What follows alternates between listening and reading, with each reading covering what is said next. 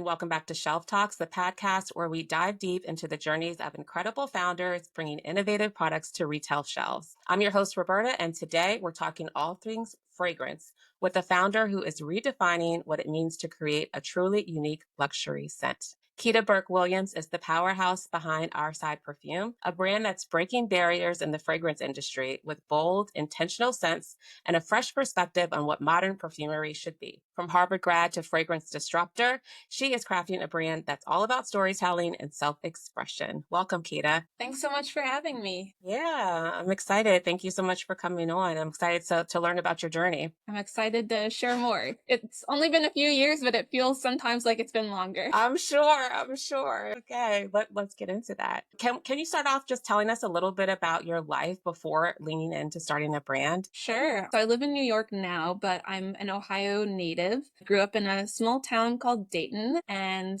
That's where my family's from. No way. No way. Okay, that's wild. That's so funny. Most people are like Daytona, Florida. I know it well. Every summer growing up. That's too crazy. Oh my goodness. Okay, very cool. So yeah, Dayton, you should visit. But basically grew up there and grew up in an all-white suburb there. My mom is a Jamaican immigrant and was kind of always that outsider growing up. Never really fit in anyone's box. And for me, scent at that time was just a way to escape. I didn't see it as a business or, I wasn't obsessed with perfume, but it was just whether it was the smell of my mom cooking, with bay leaves and allspice, or whether it was us going to Bath and Body Works and smelling the cucumber melon lotion. For me, scent became this little kind of pocket of peace, but I didn't really do anything around that, followed a more traditional path, went to Dartmouth College, worked for Fortune 100 companies, went to Harvard Business School. And it was while I was there and some conversations I had with my sister that kind of inspired me, but also gave me the confidence to found Ourside. Wow. So when you were in school, was that still a thought to be an entrepreneur? Like, were you still reflecting on that time that scents were important to you, or it was kind of out of your mind until grad school? It was out of my mind. I thought I could be a lawyer or a doctor. I did something different by going into consumer goods, so that already felt wild enough. And I thought that entrepreneurs only came in one shape and size and format, and I didn't see myself as, represented that much. And so I didn't feel like that was a path I could even imagine. And it wasn't until business school when I took a required class on entrepreneurship and realized that entrepreneurs come in all shapes and formats and sizes. And, even if you're working in a big company, you can be entrepreneurial. And that's when I sort of shifted my mindset around that and what it takes to be an entrepreneur. Yeah. Wow, that's really cool.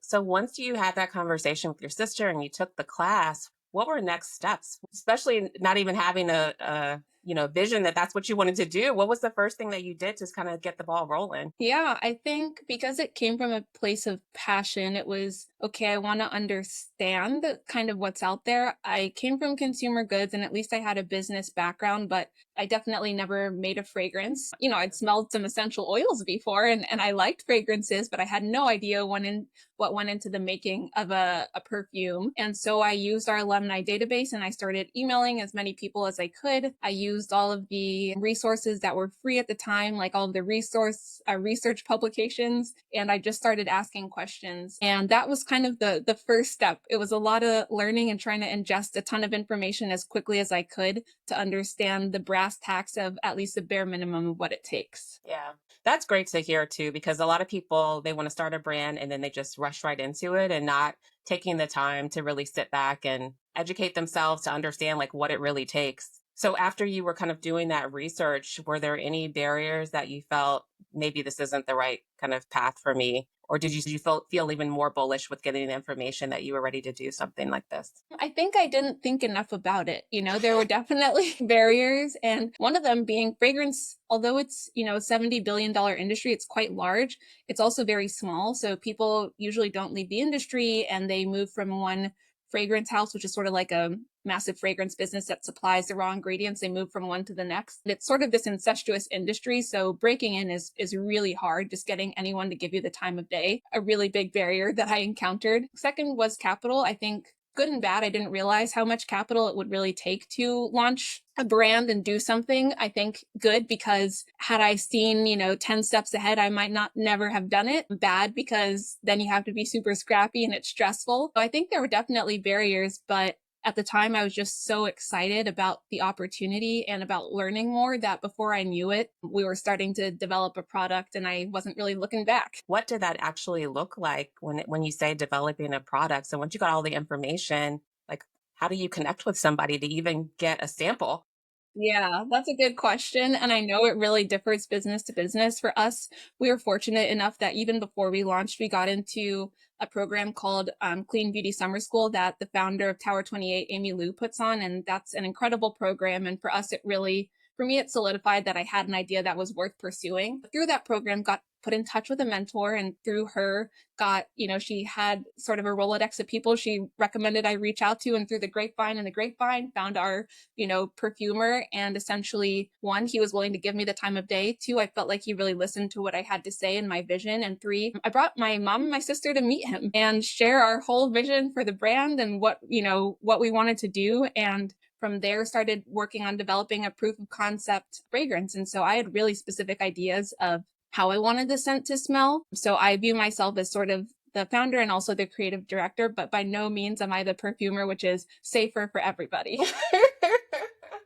What was your vision? How did you describe the brand to get other people even excited about it? So the vision for that scent, it's Moondust, so it exists as one of our 3 scents today. I really wanted it to play on this juxtaposition of being a fragrance that felt grounding, but also sort of heady. I knew that I wanted Palo Santo in it. I knew that I wanted bergamot. So I was pretty prescriptive about a lot of the accords. And I honestly don't know how I learned that because I never went to school for it. So that's a bit of like a luck kind of thing. But I think because I was so passionate and I had at least tried to do my research and I was willing to learn and share what I didn't know, I think that also, made others receptive to our vision. And part of the thing was I wanted to share my vision for the scents themselves, but also for the brand. And our perfumer is an American perfumer, but his family is a family of immigrants as well. And so I think there were a lot of similarities that, he experienced growing up. And so he understood my vision of wanting to create a space through scent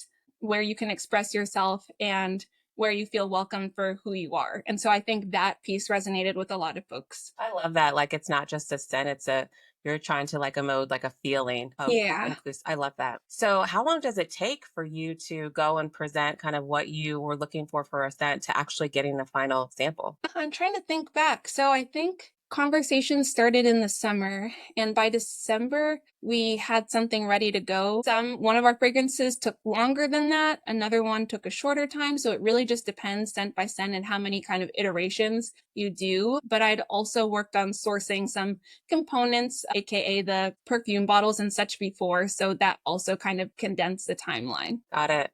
So how many scents did you launch with? So we launched a proof of concept, kind of just put it out into the world with the Moondust scent. And then basically, based on everything that we learned about what worked well with that, what didn't work well, our positioning, how we came to, the world, then we kind of iterated and then officially launched as a brand only 2 years ago. So there was a lot of trial and error in that period between having a scent ready to go and actually having our brand as Ourside ready to launch. So with Moondust being your first one, what were people saying? What were initial feedbacks from consumers? And how did people even know that it existed? It was word of mouth. It was honestly luck. When I look back, I'm like, how did we sell through 500 units? I really couldn't say because it's not cheap. We have a luxury priced item. So I don't know, but word of mouth was really big for us. I think we learned a few things. One, we had a vision for the brand that was more bold than we ended up creating. And so one of the pieces of feedback that was constructive was like, we don't really know what you stand for. I think we had this vision and then we saw everybody else in the space and felt like maybe we had to be like them. And so that was one piece of feedback that I took to heart. On the good side, people loved the scent. They felt like it was really unique. They couldn't put their name on how it, made them feel exactly. And it invited a lot of people who said they had stopped wearing fragrance back into the category. So that was also surprising for me. But we basically took all of that, did customer interviews, the good, the bad, the ugly, and took a lot of time to go back to the drawing board of like, why did I want to start this thing in the first place? And that's how I got to a lot of the essence of what's in Ourside as it is today. Yeah.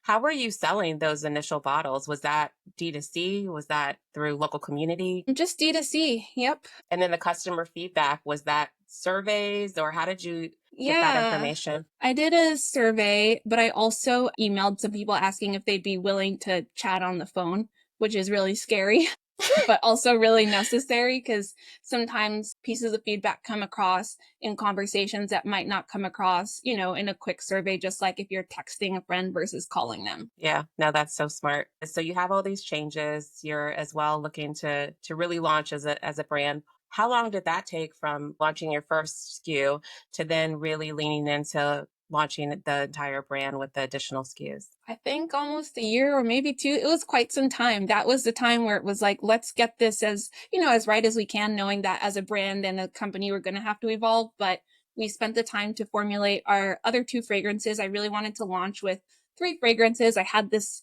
feeling that three is a good number. It could show our variety as a brand where you can experience many different scents from us, but also it's not too much to where we get overwhelmed because we're a small brand with not a ton of capital. I can't have 15 products, even though it would be nice to have them. And so that was kind of my magic number. So it took us some time to do that. We worked with a branding agency, took me some time to get them to agree to work with us. I worked with, and I still do work with, two wonderful PR consultants. It took time for me to convince them to work with us. And so it was a lot of convincing of people, I guess, that I needed to do. And then a lot of work that went on behind the scenes until we were ready to launch. Yeah, no, that's great getting all of the things in order before you actually hit the go button. Mhm. So then when you launched, what did that look like in regards to customers? Were you doing any sort of build up or was it all the PR was the driver of bringing the awareness and consumers to your website? We did a little bit of both. So we definitely did some building of our email lists, and then PR was really big for us. And I think it was really fortunate because, to be honest, we didn't have any money to pay to play, and we didn't have these big budgets to wine and dine all the editors. So one, it was great because it was a Zoom land at the time. Still was 2023 is when we launched, January. So right before that, people were still doing a lot through Zoom, and a lot of editors were really kind and saying like, yes, you can just take me out to coffee. You don't have to take me out to dinner, which was, good for our Right, our a lot limited, cheaper. yes, purse drafts. And then I think they honestly just resonated with our story and the fact that our scents really were refreshing. And so we got so much press in that first year, over, I think close to 100 press hits and won an award. Oh, wow. And so it was really meaningful for us. Yeah, helped validate that this was the right thing. Yeah. And then also we got to launch in Credo Beauty. So I would be remiss if that wasn't, if I didn't mention that. That was a really big deal for us. And we launched only 4 months into launching as a brand. We were in Credo. So that came with some growing pains, but also was really great to drive some brand awareness. And, fragrance is still a category that people like to experience in person. And so that's been fantastic as well. Yeah, let's talk about that. How did that even occur? How did you even get in front of Credo buyers to get on shelf? Yeah. So for us, I participated in a program through Credo Beauty. It's shifted now in focus, but it's called Credo for Change. And again, it was before we launched. And through that program, I stayed in touch with one of the co-founders who's now the CEO, Annie Jackson, who's been an incredible, just kind mentor and friend, but really did that program, learned more about the Credo ethos, what it means to be a Credo brand. And by the way, we had formulated all of our fragrances to be Credo clean because that was one of the kind of conversations I had with my sister before we even built the brand. So that was a full circle moment for us. But yeah, I pitched the merchants, I sent samples, I followed up with them, and I think they saw that we filled a gap that they didn't currently serve this customer, and they didn't have this kind of fragrance in their store. We really wanted to present a super elevated and conscious fragrance experience. And so for us, it was kind of two things fit. And we also showed what kind of community we felt we could drive to the store. Got it. So you already had a retail strategy. It sounds like as you were creating the brand, you said this is something that I want to see on retail shelves and kind of created it to be in that manner as well. I think so. Just because it's fragrance, people are more and more willing to buy online. Of course, a bigger portion of beauty is online sales. I think I just saw an article today, but in fragrance, it's still really hard to sell that vision online. We do the best we can on our website, and we have sampler kits on our website and things like that. But I knew that for us, being on a shelf would be really important, and having a partner that we could grow into and grow with would be important too. So not starting so huge, and maybe not starting so tiny that it also wouldn't be a fit. Yeah. What did preparation look like once you got a yes from Credo? What were the things that you needed to do? Were there any changes from a packaging or manufacturing perspective, knowing that you were going from D2C to being on shelf? Yes, our packaging, we launched into Credo and learned that our secondary packaging, which is, the outer box, does not last through the woes and wears and tears of UPS people, which I'm grateful to them. But also I've seen what happens outside my block if it's a rainy day and something falls from 5 feet high. It's a perfume bottle. So the packaging, wasn't looking super great. So we did go through an iteration of changing that, but our formulas were retail ready. That was something that was important to me from the beginning. We had barcodes and IDs. I think the other piece that I didn't know, which led to us being out of stock on some stuff, is you got to reserve inventory for retail and for your retailers. And so, especially for that initial order, you need to have enough for your D2C and you need to have enough for them. Yeah. And for, hopefully that first replenishment order with them. And so that led up to us being out of stock on our D2C, which was a big, big learning experience for me. Were you given any guidance on what that initial order was going to look like to prepare for that? Or did it just result in over and above and beyond? And we were given some guidance, and then it was bigger than we thought. And then we did really, really well. And so the first, replenishment order came through a lot sooner than we expected. And so that was that. A good problem to have, I guess, right? Yeah. Was there any feedback that you got from stores that was different from that initial feedback that you had received from your D2C consumers?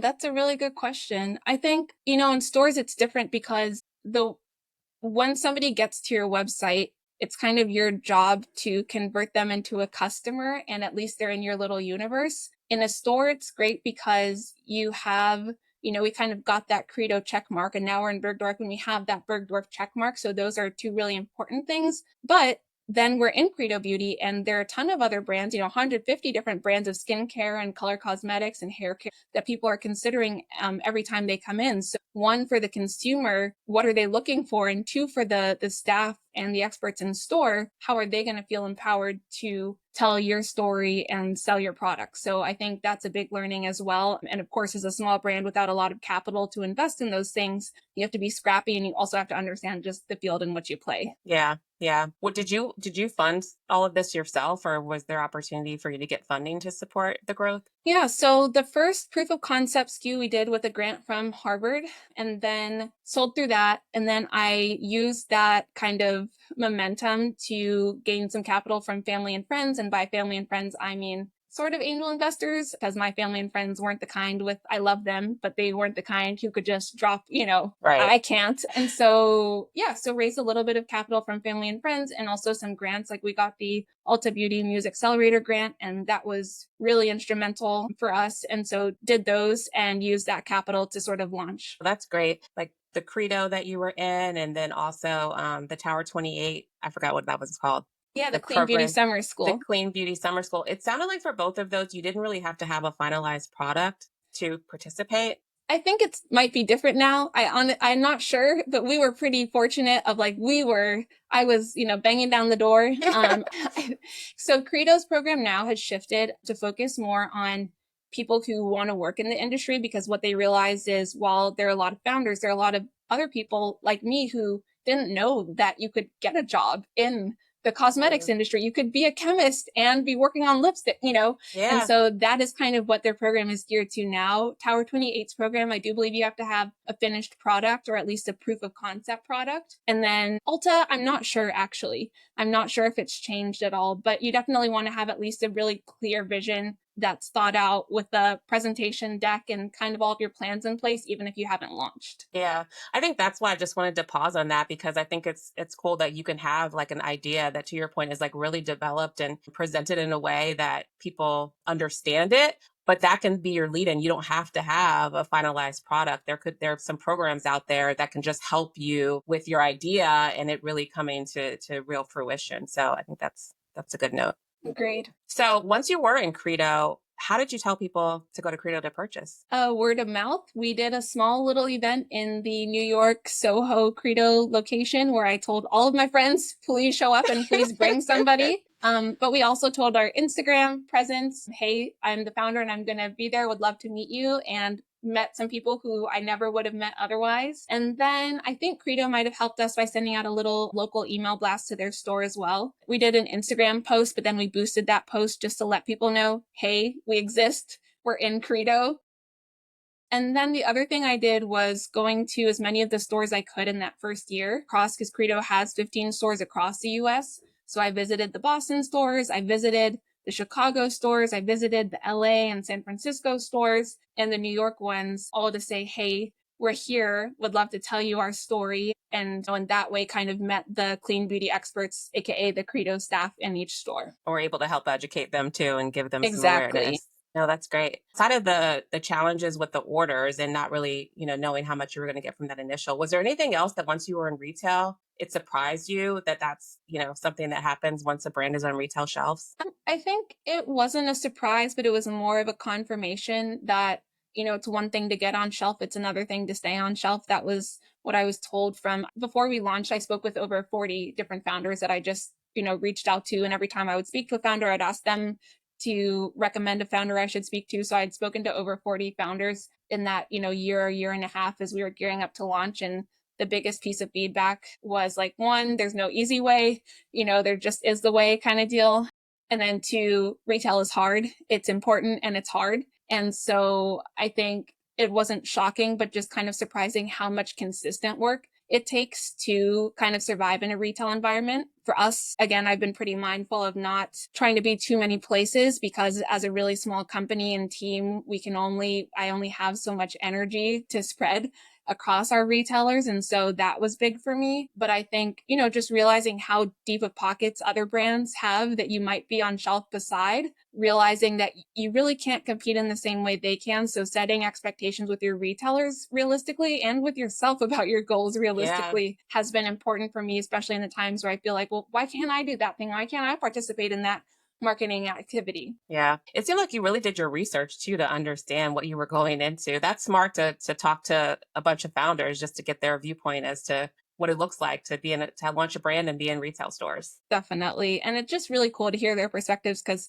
just like I'm sure you've heard on this podcast, everybody's story is a bit different, even if there are some similarities. So you always learn a little tidbit, something new each time. Yeah, I'm sure it's a little gem that you take away from each one of them.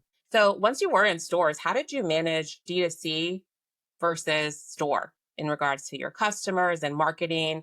Was there any sort of like initial breakout, and did that change from a percent contribution as you continue to progress and grow in store? That's a good question. At first, when we launched in Credo, we definitely saw more of a skew towards there, but now it's kind of evened out. I think if we were to do another kind of big push into another retailer, that would definitely change. Or, once we would get into like a big box retailer, that would definitely change our percentages. But for right now, D2C is pretty strong. And I think because of TikTok, honestly, and some other social media, it continues to be strong, even though right now we don't run any ads and it's all organic sales. We do plan to run some ads in the future, coming up soon, but I really wanted to get back to our community and understanding what they want from us before we got on the meta train, just because it can be exciting, but also, we did some tests and it was exciting, but it burned through your cash. And so we wanted to understand, what is our position? Who really wants to buy our stuff? Why are they coming? And so that's something that I kind of reinvested my time into rather than money. Yeah.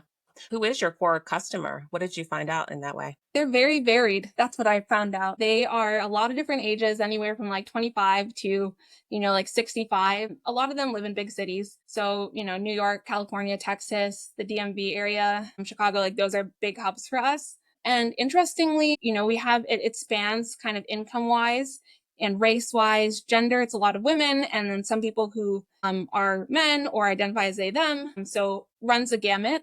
But I think what I learned is that important for our customers, what connects them on like a psychographic level than just demographics, because the demographics are pretty spread out, but it's the why they want to be here, what importance they find from a fragrance, what are they looking for out of our community. Those things are more similar, even if their statistics might be technically different. Yeah, that makes sense. So then Bergdorf, how did that come about? They reached out to us. It Oh, was wow. really crazy. Yeah, it was an email where, sometimes you get those emails, you're like, is this real? Right. But it was still a lot of convincing. It was still a lot of work. We didn't get in the first time around, the first kind of season where they reached out.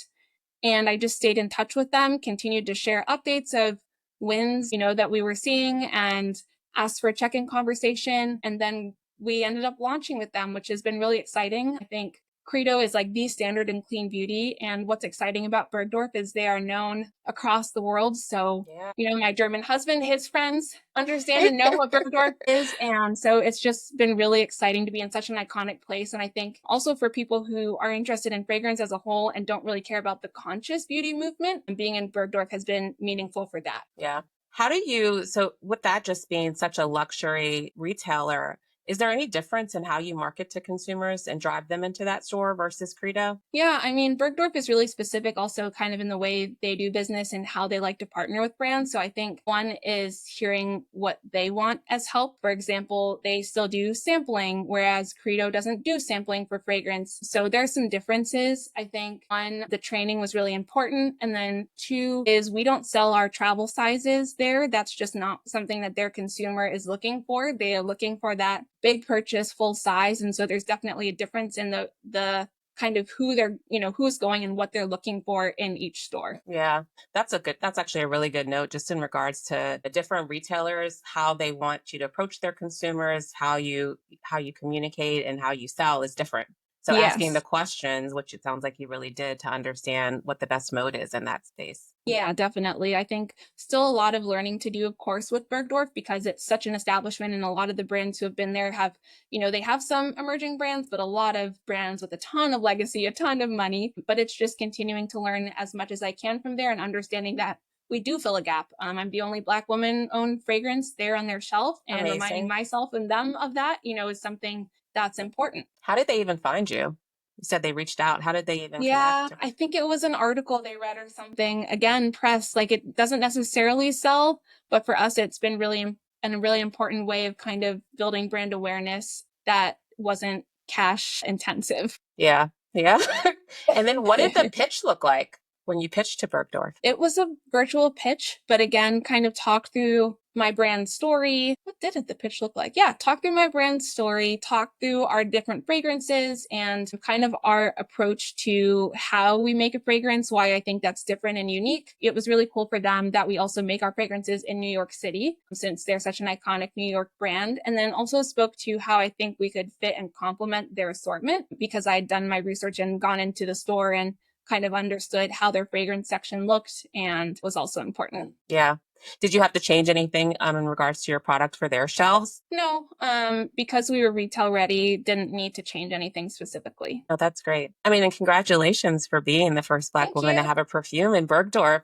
I think that's so exciting. It is. It is. It's a little scary, and I hope there'll be more of us, but it is exciting. Yeah. How was early performance once you landed on shelf there? It was okay. Bergdorf, for me, it is one store. So that's one important thing to remember. As iconic as the brand is, they have one location. But what I realized is, again, Bergdorf is just very different than Credo. So going back to the drawing board of how I share our story there when I visit, how I share what's important, like how I share kind of that story and how our fragrances are made and kind of the questions that people ask are just slightly different to a Credo. So being willing and to learn and kind of iterate based on the feedback was also really important. Yeah.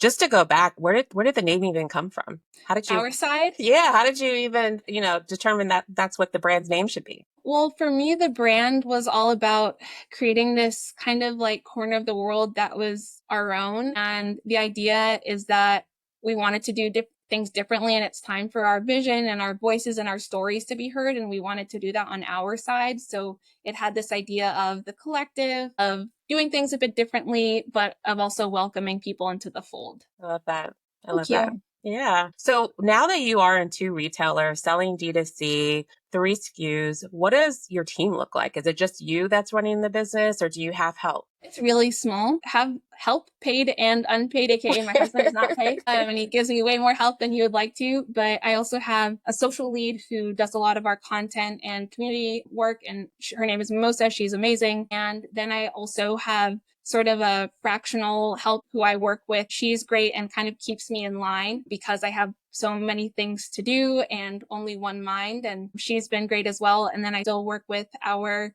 PR consultants who are also really helpful. Just one, they know the industry well of kind of beauty, but two, they've seen so many launches and so many brands come and go that they can always provide some sort of perspective. And then last but not least, I really lean on our perfumer as not just our perfumer, but somebody who gives me advice. And so I meet up with Daryl, our incredible perfumer, quite frequently. And of course, our manufacturers as well. Yeah. For the PR, is that something that you would recommend as something if you're like you were saying, scrappy, and really not having a lot of funds from a launch perspective? Would that be one of the first kind of people you should onboard into your team? I think it depends on your brand and your positioning and how different you are from what exists today. I think if you're not that different, probably not, to be honest.